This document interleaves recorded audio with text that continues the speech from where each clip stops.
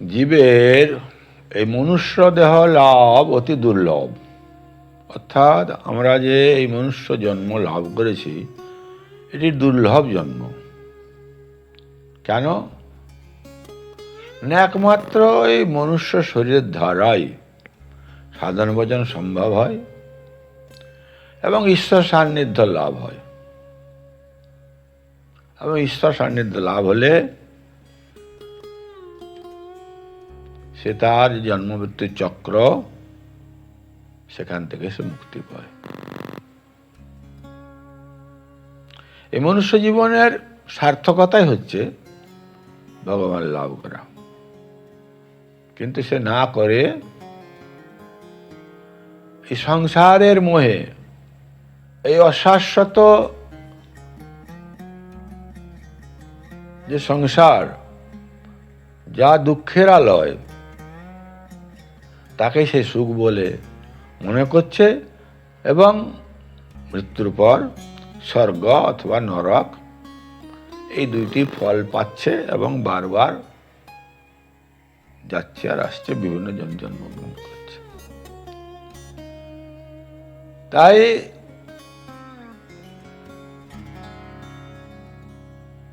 এই জীবের অর্থাৎ মানুষের যদি ঈশ্বর লাভ করতে হয়, যদি ভগবান সান্নিধ্য লাভ করতে হয়, ব্রহ্মকে অনুভব করতে হয়, তাহলে সেই ব্যক্তি জীবনের মধ্যে সেই ঈশ্বরের গুণাবলীগুলি অর্জন করতে হবে। নির্বিশেষ সত্তাকে জানতে গেলে এই জাগতিক যে আক্ষেপ অবস্থা রয়েছে, সে আক্ষেপতার ঊর্ধ্বে উঠতে হবে। সমস্ত আপেক্ষিকতার উপরে তাকে সাধক উঠতে হবে। তখন কি হবে না, এই যে মরণশীল জগৎ, এই মরণশীল জগতে মানুষও মরণশীল। তাই মরণশীল জগতে মানুষ মরণশীল আর থাকে না, সে অমরত্ব লাভ করে যায়। সিদ্ধার্থতে গৌতম হলো, শঙ্করাচার্য আচার্য শঙ্কর হলেন, কত ক্ষমতা, কত অলৌকিক দৈব শক্তি লাভ করলেন। ত্রৈলঙ্গ স্বামী ঠাকুর রামকৃষ্ণ, বহু বহু বহু মনীষী রয়েছেন, শ্রেষ্ঠ মানব রয়েছেন, যারা আমাদেরকে সেই পথ দেখিয়েছেন যে কিভাবে সেই স্থান লাভ করা যায়। তাই ভগবত প্রাপ্তি লাভ করতে গেলে, ভগবানের যে গুণাবলীগুলি তা অর্জন করতে হলে, সবাই কিন্তু বলেছেন চিত্ত শুদ্ধির ব্যাপার। চিত্ত শুদ্ধি ভিন্ন পরমাত্মার তত্ত্ব কিন্তু জানা যায় না। একমাত্র শুদ্ধচিত্ত ব্যক্তি জানতে পারে যে জগৎ একমাত্র পূর্ণ ব্রহ্ম পরমাত্মার দ্বারাই পরিপূর্ণ। তাই এই সব কিছুই, এই জগতের সব কিছুই তাঁর স্বরূপ। এখানে বা অন্যত্র তিনি ছাড়া ভিন্ন কোনো পদার্থ নেই। কেন? সাধক তখন জানে, সেই জায়গায় পৌঁছালে সর্বং খল্লিদং ব্রহ্ম, সর্বং খল্লিদং ব্রহ্ম, যা কিছু আছে সবই ব্রহ্মই। আহম ব্রহ্মাস্মি, আমিও ব্রহ্মই। তখন তিনি নিজেকে এবং সকলকে একই পরমাত্মা দর্শন করেন। নিজের ভিতরে অন্তর্হিত প্রত্যজ্ঞাত্মা আছে, তাকে জেনে তিনি ঈশ্বরের সাথে এখন তিনি দেখেন যে এই জগৎ পরমাত্মময়, আমার অন্তরে সেই পরমাত্মায় ভগবান আছেন, ভগবানের অন্তরে আমি আছি, সবাই ভগবানের অন্তরে আছে, ভগবান সবার অন্তরে আছে, এসে দেখতে পায়। তাই যারা এই জ্ঞান লাভ না করে বিভিন্ন নানাত্ব দেখে, বিভিন্নতা দেখে, এক ব্রহ্ম জগৎকে ভিন্ন ভিন্ন দেখে, তারা বারবার মৃত্যুর কবলে পড়ে, বারবার বিভিন্ন জন্তু জন্মায়, আবার মৃত্যু প্রাপ্ত হয়, এইভাবে সুখ দুঃখের জালে তারা পতিত হয়। তাই চিত্তশুদ্ধ করতে গেলে কি করতে হবে? তার জন্য প্রথমে কাম্যকর্ম এবং নিষিদ্ধ কর্ম ত্যাগ করতে হবে। নিত্য নৈমিত্তিক কর্মের দ্বারা ধীরে ধীরে চিত্তকে শুদ্ধ করতে হবে,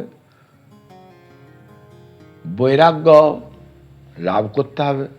অর্থাৎ জাগতিক বস্তু এবং পারলৌকিক বস্তু, যে আমি এখন ইন্দ্রের সুখ পাবো, মরলে যখন স্বর্গে যাই সেখানে স্বর্গ সুখ লাভ করব, এই যে আমাদের সামনে রয়েছে, এর প্রতি অনাসক্ত হওয়াই বৈরাগ্য।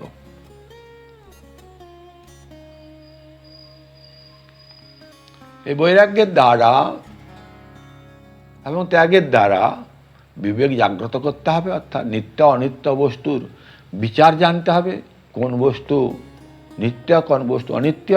ভগবান বললেন দুঃখলাম অশাশ্বতম, মানে এই জগৎ দুঃখের আলয় এবং অশাশ্বতম, শাশ্বত নয়, একমাত্র তিনিই শাশ্বত বস্তু। এবং শাশ্বত বস্তুকে পেলে কি হয়? সুখ আর আনন্দ। কারণ ঈশ্বর প্রাপ্তি করলে তখন জগতিক আর কোনো সম্পর্ক থাকে না।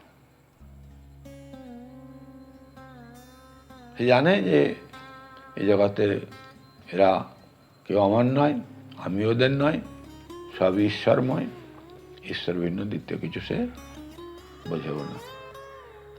তাই যে সাধক পরব্রহ্ম পরমেশ্বরকে এরূপ বুঝতে পারেন যে যিনি সকলের জীবনদাতা, যিনি সকলের জীবনের জীবন, সকল কর্মের ফলদাতা এবং ভূত ভবিষ্যৎ এবং বর্তমান জগতের একমাত্র শাসনকর্তা, আবার তিনি এই কালেরও কাল, তখন তিনি স্বাভাবিকভাবে এ অনুমান করেন যে পরমেশ্বর সকলের হৃদয় থেকে তিনি সকলের নিয়ন্ত্রণকর্তা এবং সকলের হৃদয়েই বিরাজমান। তিনি নিজের ভিতরে যেমন দেখছেন পরমাত্মাকে, ঈশ্বরকে, ব্রহ্মকে, সেমনি অন্তরে অন্যের অন্তরে দেখতে পাচ্ছেন। যোমাং পশ্যতি সর্বত্র সর্বং চ ময়ি পশ্যতে, যে সর্বত্র আমাকে দেখতে পাচ্ছে এবং আমাকে নিজের ভিতরে দেখতে পাচ্ছে, সে ভগবানকে লাভ করছে। তার ফলে তিনি জানেন যে পরমেশ্বরের বিরাট স্বরূপকে আর কখনো তিনি ভুলতে পারেন না। আর তখন সেই জন্য তিনি কাউকে ঘৃণাও করেন না, আর কারো কেউ হিংসাও করেন না, কারো নিন্দাও করেন না। তিনি জানেন যে সবই তো পরমাত্মা, সবই তো ব্রহ্মময়, সবই তো ঈশ্বরময়, তাহলে কার নিন্দা করব, কাকে বা ঘৃণা করব? আমরা তাকে জানি না বলেই আমাদের মধ্যে সেই দেহাত্মবোধের জ্ঞান নেই, আত্মাভিমানের জ্ঞান নেই, কর্তৃত্বাভিমানের জ্ঞান নেই, এবং এগুলো কীভাবে ত্যাগ করতে হয় সেও জানা নাই। আমাদের মধ্যে আসক্তি রয়েছে, সে আসক্তি কীভাবে ত্যাগ করতে হয় তাও জানা নাই। আমাদের সেই গুরু নাই যিনি দীক্ষান্তে আমাদের এই শিক্ষা দেবেন।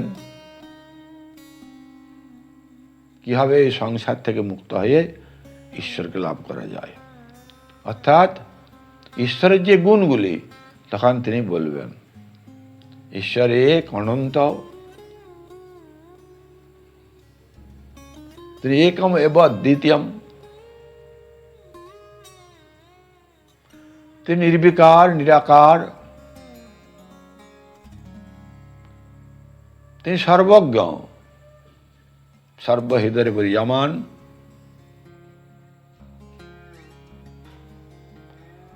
তিনি শুদ্ধ সত্যগুণময়, পবিত্র, নির্মল,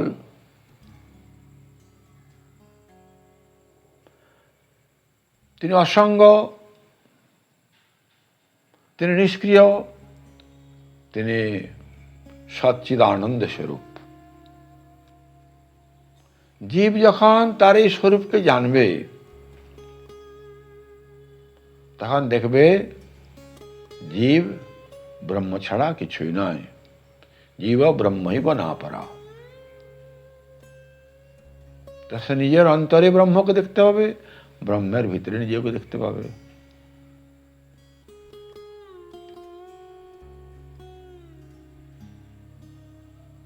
সেই ব্রহ্ম শব্দরহিত, স্পর্শরহিত, রূপরহিত, রসরহিত, গন্ধরহিত, অনাদি অনন্ত,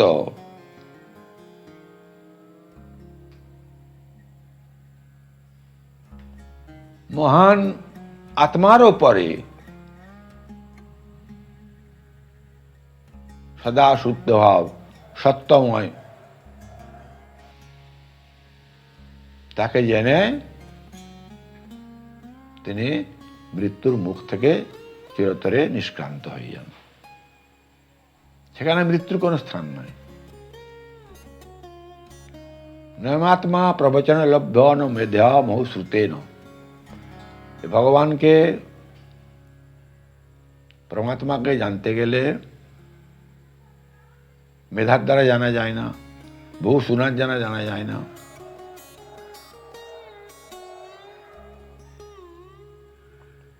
যখন আত্মা জমে বৈশ্য এস আত্মা লভ্যস্তৈব বিভিন্ন তনুংসাম, যখন আত্মা তাকে উপযুক্ত ভাববেন, তখন আত্মা তাকে দর্শন দিবেন। জ্ঞানের দ্বারা, যোগের দ্বারা, ভক্তির দ্বারা তাকে লাভ করা যায়। জ্ঞান হলেই মানুষ আমি আমার থেকে মুক্ত হয়, তখন তার ভক্তি হয়। আর ভক্তি হলেই জ্ঞান ভক্তির দ্বারা সে পরমাত্মাকে জানে। ব্রহ্মভূত প্রসন্নাত্মা ন সচেতন কাঙ্ক্ষতে। তিনি কোনো যাচ্ছা করেন না, কেন কারো কাছে কিছু চান না, কোনো দুঃখ করেন না। সমস্ত ভূতকে সমানভাবে দেখেন। সমং সর্বেষু ভূতেষু, সমস্ত ভূতের মধ্যে সম জ্ঞান তার রয়েছে, কারণ একই জিনিস রয়েছে, তো সে জানতে পারল। তখন তার পরাভক্তি অর্থাৎ ভগবত ভক্তি লাভ হবে, কৃষ্ণ ভক্তি লাভ হবে। যখন তাকে জানবে, তখন মৃত্যুর পর তার ভিতর প্রবেশ করবে এবং সে মুক্তি লাভ করবে, ভক্তও মুক্তি লাভ করবে। সাযুজ্য, সারূপ্য, সালোক্য, এই যে মুক্তিগুলি আছে, যখন তারা ভগবানের সঙ্গে এক হয়ে যাবে, তখন তো তার মুক্তি হয়ে যাবে। কিন্তু আমাদের জানতে হবে বেদ কি বলছে, ন অবিরত দুশ্চরিতাৎ। যদি আমার দুষ্কর্ম থেকে মুক্ত না হই, বিরত না হই, এই চঞ্চল মনকে যদি স্থির না করতে পারি,